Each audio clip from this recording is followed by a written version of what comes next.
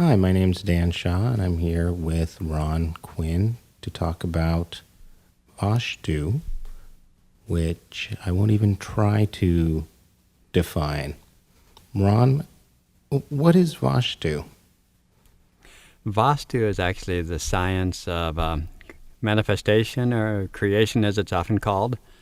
There are actually two Vastus that are one Vastu.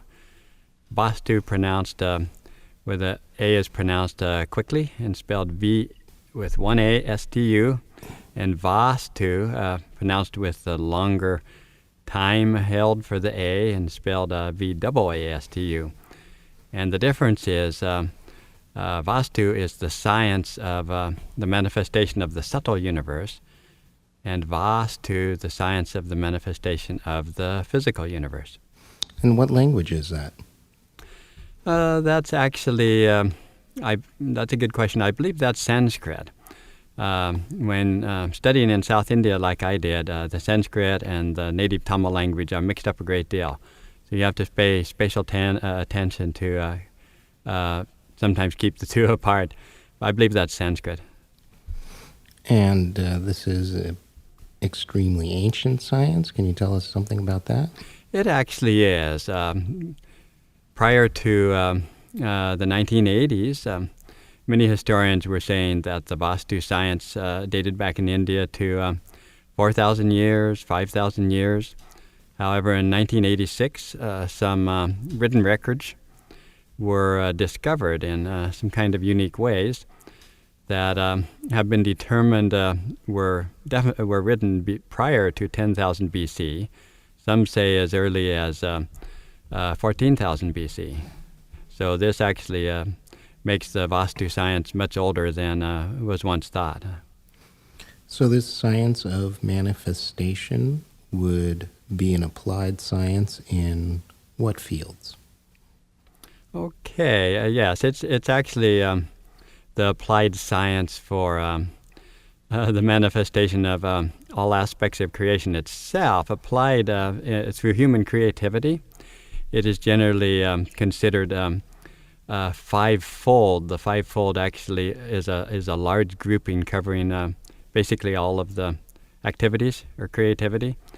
And these five aspects are language, often termed as poetry, since all language was poetical in the earlier times of Vastu.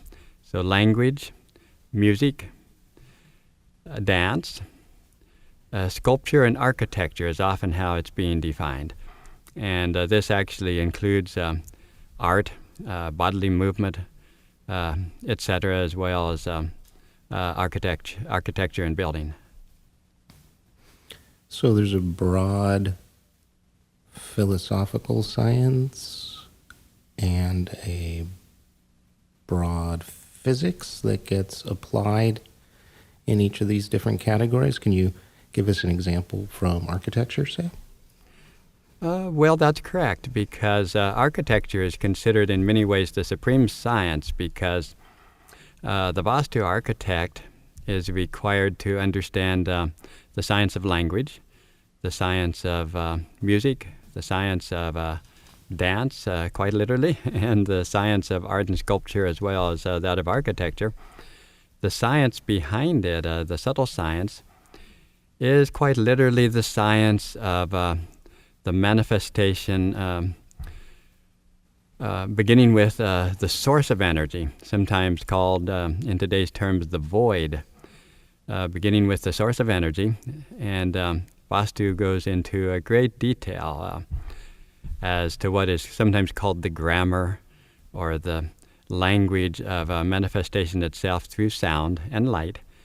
The science of time and space into the subtle universe, which is then brought into form through the physical universe through specific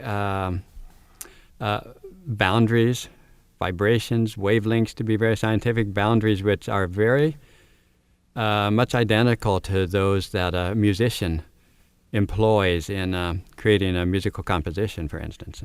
So the science of architecture in Vastu is literally called musical science and musical architecture, since the same principles actually apply. So can you give us an idea about what would be the size and shape of a Vastu building? Well, that's an interesting question, because actually we can bring Vastu into just about any kind of design. Today's designs, Oriental designs or modern Western designs, Victorian, Ranch, Cape Cod, on and on. However, there's a rather deep science, which I won't go into much detail here, which we teach in our workshops, and this is the understanding of the subtle. Quite literally, it is based on the science of the manifestation of the subtle atom. This is the science of how the subtle atom vibrates and changes form in its manifestation into the physical universe. So the subtle atom is squarish in form, and the primary major changes that take place through activation, what is called self-spin in Vastu science, are the octagonal and then the circular form, which is the full manifestation of that subtle form into the holographic universe of the physical dimension.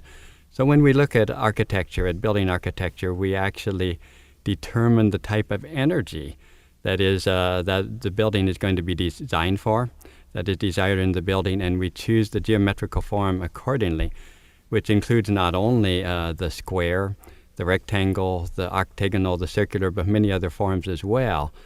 So there's a deep science, and it's called the language as well as the musical science of Vastu into architecture. And exactly how would one translate dimensions of a building into musical notes or geometric shapes into musical notes? Is that something that Vastu talks about? That's correct. In fact, it is actually a very clear and explicit part of the Vastu science, making it very fascinating. To give a little explanation of this science, Vastu science everything that we do begins with what is called the pure inner consciousness. This is not associated with the physical brain. The pure inner consciousness, the cosmic consciousness, these are one and the same, identical. So all impulses for creation and manifestation begin as pulsing or a pulse of energy within the inner consciousness from the void outward. And the first manifestation that takes place, in a very real sense, the first pulse, is that of feeling or sound, which contains light. And there's a dance of light and sound throughout the entire process then of manifestation and creation as light manifests sound. So these pulses are defined in through their journey from what is called the dot, and then through various aspects of the line into form, into the subtle form of what is called the atom of light and the atom of sound in Vastu. So it actually takes us through the subatomic particles of atom of light and sound. And then through this understanding, the wavelength of light as well as the frequency of the sound wave, at the moment that energy crosses into matter in its manifestation, this is defined as an explicit measurement, a micro measurement in Vastu. So this measurement is magnified many times until it reaches a measurement that is considered practical to use. So then this measurement, which is a light wave, is actually brought into the measurements of each and every building as well as art and sculpture. And in the same way, this measurement is replicated precisely as a frequency and a sound wave in music and in language. So every building is designed with what is called an energy grid layout, or the Vastu Purusha Mandala. And the geometrical form, whatever that form is then also defined by these specific measurements, which are identical to the musical notes measured through the light waves themselves.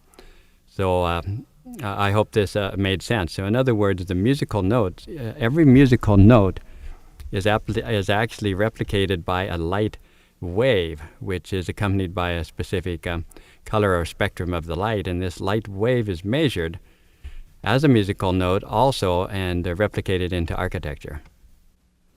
That sounds a lot like modern physics. Tell us something of this recent discovery of documents talking about how ancient this science is and the documents that are the basis of this science. Some million verses, you say? Yes, recently there have been rediscovered approximately 1 million verses which have been lost as far as to the cultural knowledge in South India, I am told, for 10,000 years. This can kind of stretch the imagination a little. And one such, the primary discovery took place through, I understand, a private library that had been in a family for many, many, many generations, and a traveling, what we would call in English a bard, a traveling professional bard, which, like many aspects of the culture and the caste in India, is actually handed down from generation to generation. This bard, who seems to be quite an ordinary and common and humble gentleman, actually has a very remarkable memory to the way of thinking of myself and many others. He asked for admittance into this library and was given special admittance. And he was especially interested in an unused portion of the library where the manuscripts were heavy with dust and had obviously not been noticed or worked with for many years. These were, I believe, palm leaf manuscripts, which can be very long-lasting. I've seen some of these, so I'm not sure what the actual date on these was. I haven't been able to find out if there was a carbon dating or anything like that, because they obviously had probably been transcribed by a scribe from some older documents. However, this bard memorized this entire set of manuscripts, which he recognized as being written by probably the same author along the same subject, and he memorized 1 million verses, which could very easily be translated into something like 400 million words. So this was a tremendous undertaking. And what he had memorized, which he was capable of doing in his profession, was what is called the ancient original Tamil, sometimes called the Prakrit language.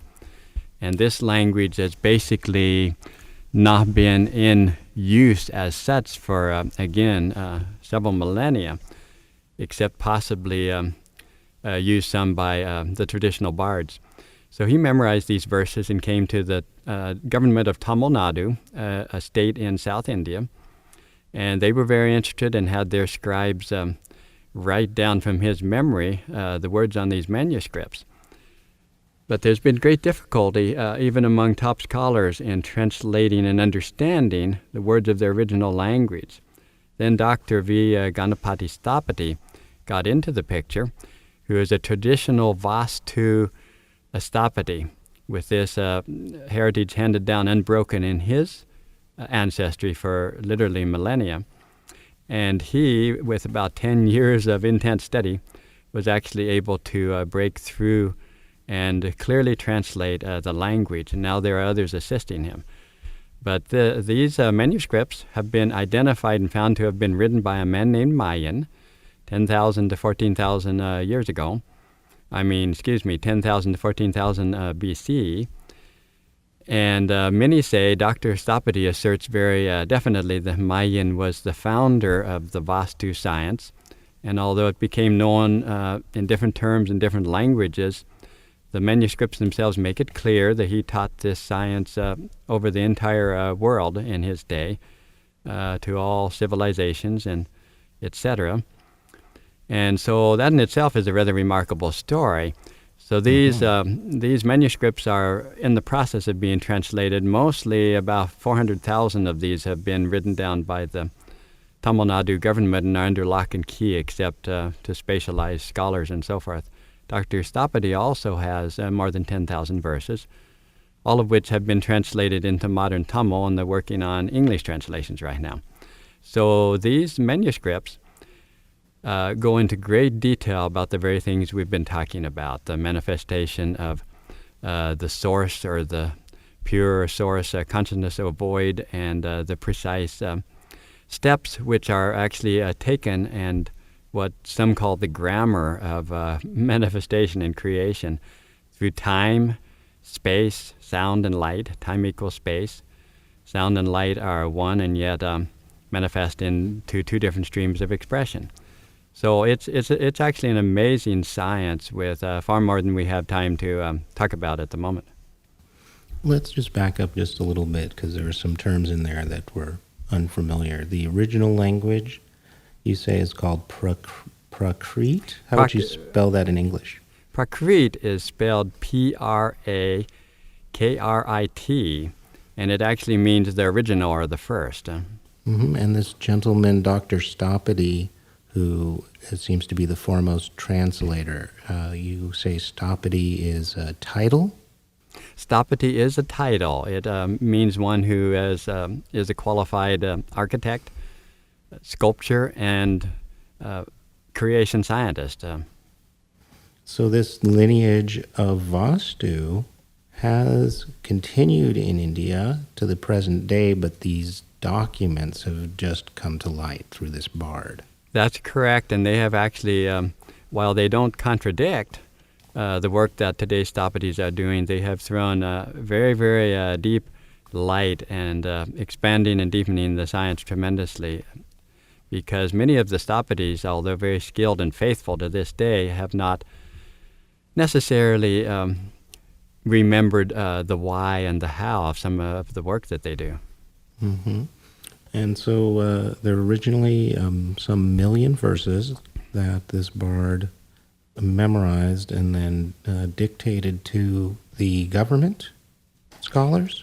Yes, he came to the Tamil Nadu government, and they were very interested because in interviewing him and with some understanding of what he'd memorized, top scholars in India verified that the documents were authentic. The language was definitely authentic, and not known to any but a very small handful in today's Indian culture.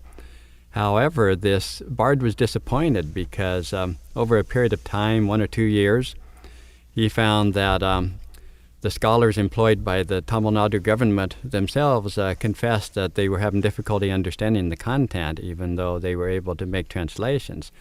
Then he heard about Dr. Stopity, who is certainly a very unusual man. And so Dr. Stopity himself told me that his watchman woke him in the middle of the night and said, "There's a man here who says he must see you." So Stopity said, "Send him on in," and it was this bard. And so over the next few days or few weeks, this bard actually recited over 10,000 verses, which Stopity's secretary and helpers transcribed and wrote down or typed as the bard related the verses which he had learned. And then Stopity spent about 10 years, mostly at night because he was a busy man. He spent about 10 years actually cracking the code to understand this ancient language. Now, Stopity tells me that it's necessary to be fluent in both Sanskrit and Tamil, as it's very obvious that both Sanskrit and Tamil originally sprang from this Prakrit language. So combining the two enabled him to actually crack the code and be able to read and understand the ancient language, the original language. So the Prakrit has been translated. How much of the Prakrit has been translated into modern Tamil? About 10,800 verses. More has been translated. However, much of what has been translated is not entirely intelligible, which is why the bard got discouraged and came to Dr. Stopity. Stopity has translated about 10,800 verses in very intelligent, clear language. In modern Tamil? In modern Tamil. And how is the progress on translating that into English? Well, we have one book, which was actually a full book written by Mayan in probably about 13,900 BC, called the Einturim. The word Einturim literally means the 5 steps of manifestation. In other words, Mayan says that there are 5 steps from the void or the source into full physical manifestation. And so this is the Aintram is kind of like an introduction to Vastu science, and is composed of about 800 verses, which have been translated into English, so these copies are available. However, they are right now also busy retranslating the Aintram to make it even more intelligible. So how could folks get a hold of a copy of the Aintram? And could you spell that for us? We usually spell it Aintram.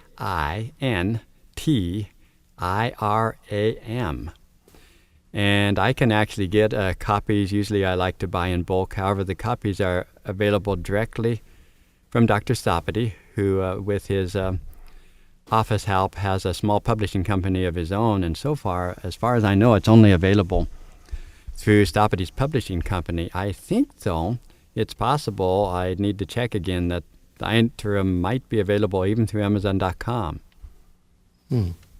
It's becoming, only in recent years, it's becoming a fairly well-known book. I forgot to mention that these manuscripts that this bard discovered and actually just brought a whole new, literally a whole new world of knowledge even to India that had been unknown that it existed. These were discovered in 1986, so it's a pretty recent find. And in 1992, I understand, is when Dr. Stapati really began teaching and opening up this science, you might say, to the world outside of his own culture, which is the first time this has really been done by a traditional Stapati for many millennia. And when and how did you get involved? Well, my wife Bonnie read an article in a magazine about Vastu, and when I inquired into it, I discovered that this article was written by an American who had gone over and studied with and interviewed Dr. Stapati. So I ended up going and I studied Dr. Stapati's works for about 3 years, and then in 2002 I went over and spent several months with him in intensive study. And the Guru method, what is called direct exchange, which I found really did work. And it was an amazing and deep experience. At that time, I was only the second individual who had come to study with Dr. Stapati in India. And since then, I've been teaching workshops around the country, and this has changed a great deal. Just in the last 3 years, I think there have been 20 or 30 foreign students going to study with Stapati. So what do your workshops consist of then? I give a 2-day introductory workshop, followed by 4 intensive series, partly because we give out so much information. There are 4 4-day intensives, which I call Level 1, Level 2, Level 3, and Level 4, a total of 16 days, or with the 2-day introductory, a total of 18 days of workshops. And this is a good start, and we're planning additional workshops in the future. In the introductory is an introduction. Levels 1 and 2 primarily introduce or go into levels of the creation science itself, which is very important to understand first before we even go into various branches of creativity. Then in levels 3 and 4, I focus primarily on building design and architecture, and we get into more actual design work. However, I actually coming to my workshops, I've had people who are coming just for the spiritual trip, and many the spiritual end, and many people have actually said that it has been the deepest spiritual experience of their lives because of the depth of the Vastu.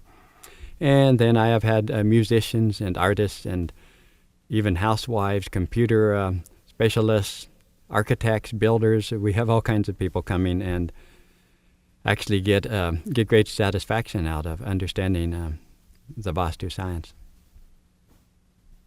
So how would folks get a hold of you? Well, I have a website, Vastu spelled with 1 A, VastuDesignAndConstruction.com. And do you want me to give my phone number, or what information would you like? Phone number's up to you.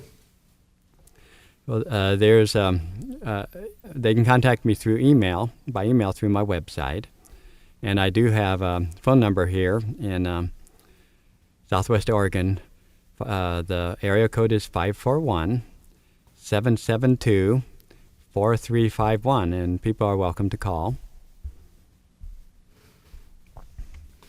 So let me ask, what part of Vastu has been, let's say, most revelatory for you? What really stands out among all of it that has inspired you, that you care to share? Okay, well, actually, for me, the Vastu brought together, and interestingly, I've had a number of other people, just a number, say the same thing, but it brought together, for me, everything that I believed and even answered questions I didn't know I had as far as my spiritual quest. And so it brought together for me the spiritual in a most complete way that I had not found in any other form. And at the same time, it brought a new way of interacting and creating in the physical life, a new purpose, a new meaning. Through the Vastu science, the Vastu says that architecture, for instance, as well as in the other arts, is quite literally the art of creating miniature spaces of heaven on the planet Earth. And the goal is to expand those miniature spaces until the entire planet Earth vibrates with that resonance that is brings harmony between the physical and the subtle spiritual dimensions. And this is quite literally done by understanding both the geometrical form and also the sound waves and the light frequencies we were talking about. Because I didn't quite get into this detail, but we measure sound waves and light frequencies very carefully and bring them into attunement in all of our work, just like a musician will fine-tune a musical instrument. And so our work is very much the same science. It's really identical, even though it takes different angles. So there's a profound purpose that what we are doing is benefiting the people that we are doing it for, as well as the environment and the planet, and we ourselves are always benefited. Many people will be familiar with the term feng shui, which has to do with the Chinese art of placement. Right. And this is similar in some ways. Could you use Vastu as a verb and say, well, I've got this house, how can I adapt it more to the principles of Vastu? Can I Vastu my Cape Cod? Sure. How would I do that?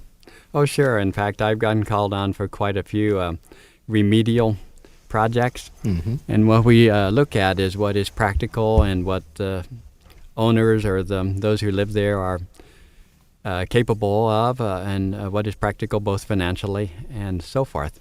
So sometimes the remedial action might be some pretty small things, and other times it might entail some real remodeling. So that can vary a lot. But yes, the Vastu, definitely, we look at all of these things, and the colors, we do look at placements and etc.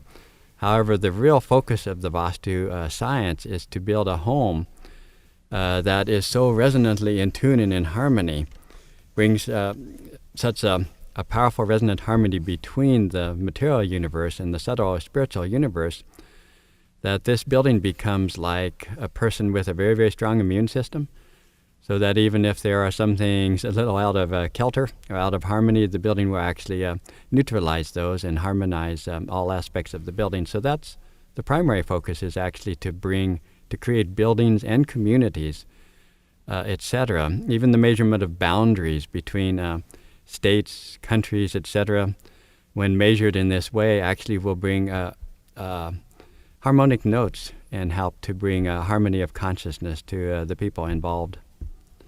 So it's pretty vast in its implications, as well as can be applied in very simple and very local ways.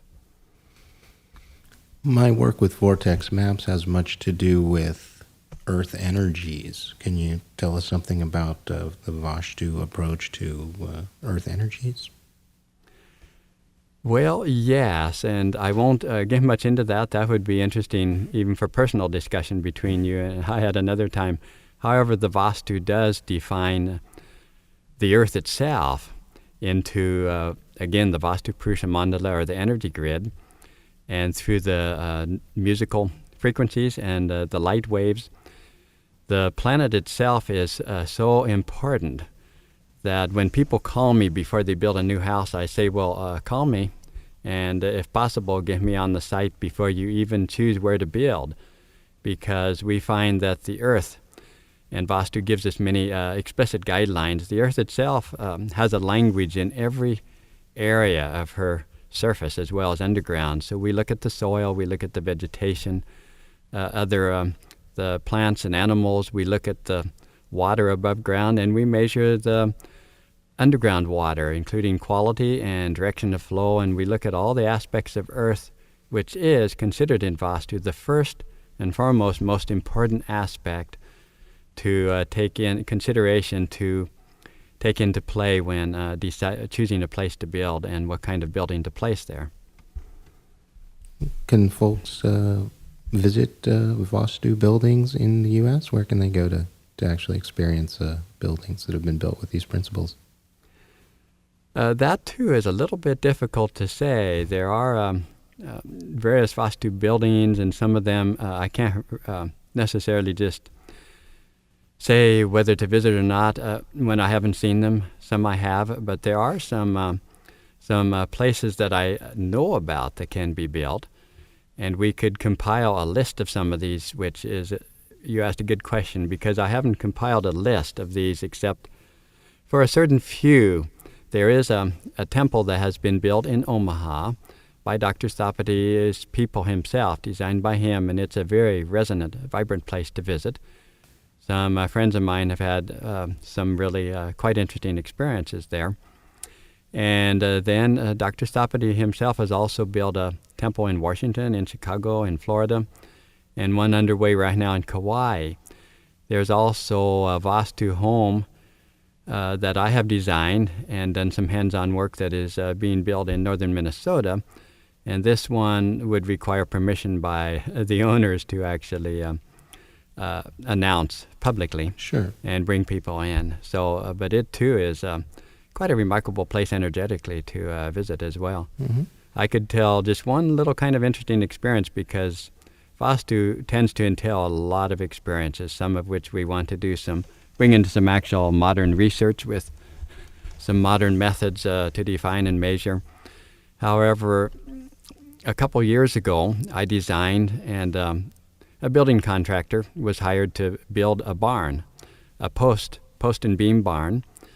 And so we defined this barn and designed it with using the Vastu Purusha Mandala, which is the universal energy grid. And the posts themselves were placed at explicit points along the grid.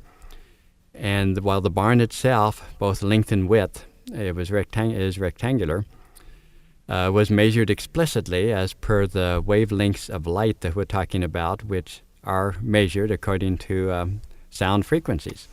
And so the building contractor, who knew nothing about Vastu, he and his crew had their radio playing in the middle of the barn construction. And at the point where they raised the fourth wall, now these walls were just walls of posts that were set between 5 and 6 feet apart. There was no sheeting except for the tie boards, which tied the posts together. They raised the fourth wall where the full walls then were meeting, and suddenly their radio went completely into static. And they couldn't figure out what was going on because they couldn't get any more radio signals in the barn. And before that, they had been able to get 6 or 8 channels very clearly, which they said they always could. So they wanted to know if we knew what was going on, because they said they had never had this happen before.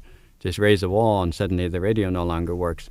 So I explained a little about the principles of defining to quite a fine, accurate degree these wavelengths of sound frequency and light waves, and that evidently the frequency defined in the building at that point, even though subtle, these are subtle frequencies, actually overwhelmed and neutralized the radio frequencies, which was a very interesting experience, the only one we've had like that. But we have many, many different kinds of experiences with these buildings.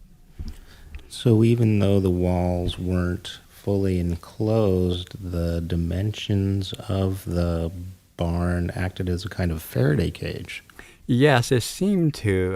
Vastu explicitly states that the moment an area is enclosed with four walls, an area is defined, and that space itself is spirit consciousness or subtle consciousness. And the moment four walls are completed, that an area is defined that actually creates a specific metamorphosis, a specific manifestation, and you could say defines a certain personality that space consciousness or spirit then takes within that form, which is why Vastu emphasizes that it is so valuable to create a form that creates harmonic wavelengths between the physical and the subtle and the spiritual dimensions. Mm-hmm.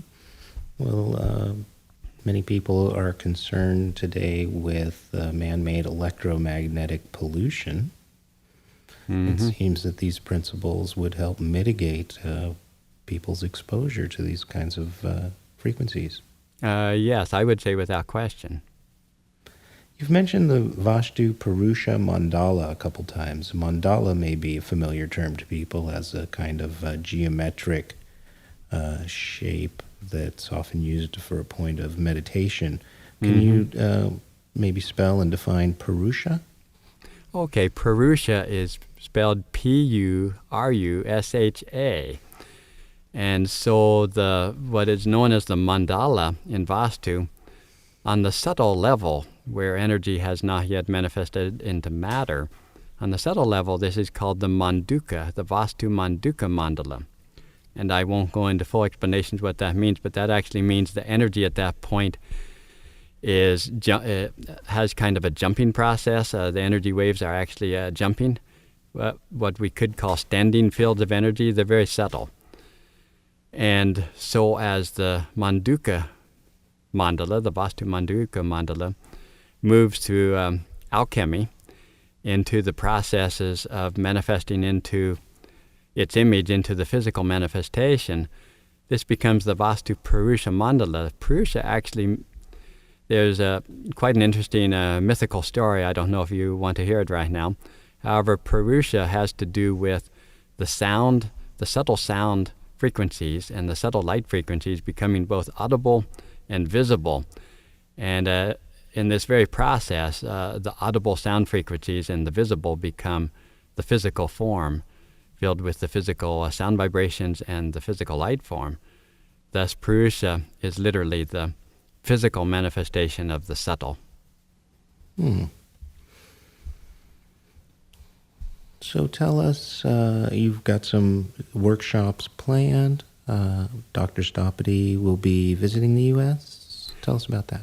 Yes, Dr. Stoppity, there's someone who has moved to Ashland, a lady by Renee Laffery, who filmed one of my workshops back in 2003 and became very fascinated with Vastu. And she has been touring with Stoppity and filming his tours. And so she is leaving Ashland in about a month now and going on tour with Dr. Stoppity in Canada and in Europe, several places. And at the end of his tour, he's going to visit Ashland. It will be his first time to be here. He's been in the U.S. a number of times. He's going to visit Ashland, and we will definitely hear him lecture. And I hope also to get him together with some of our Vastu students for some question-answer sessions and etc. So this will be very fascinating. Dr. Stoppity is definitely a very remarkable man with a very, very deep comprehension of this science that we are talking about here tonight. Well, it's very exciting to think that this ancient knowledge is becoming available to us now and has the potential to transform our consciousness and our Western science. It is, and it's very timely. Mm-hmm. Well, thank you very much for coming to talk with me tonight. You're welcome, Dan. It's been a real pleasure. Ron Quinn, tell us your website address again, please. The website is Vastu, V-A-S-T-U, Design, D-E-S-I-G-N, and A-N-D, construction, CONSTRUCTION.com, VastuDesignAndConstruction.com. Well, very good. Thank you very much for your good work, Ron. Thank you.